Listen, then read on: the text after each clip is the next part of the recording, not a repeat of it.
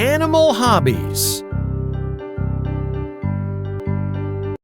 Today, the animals are gathered at the clearing to showcase their talents.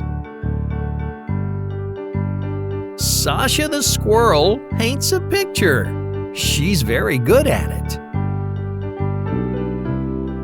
Orla the owl knits a colorful scarf. She's all set for the winter.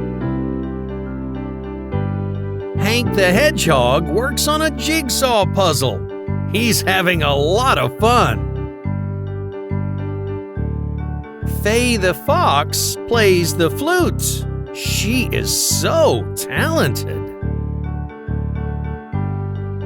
Winston the woodpecker uses his beak to plant seeds. He loves gardening. Everyone loves to learn about each other's hobbies. So they decide to practice each other's hobbies. Why don't you try one of these too?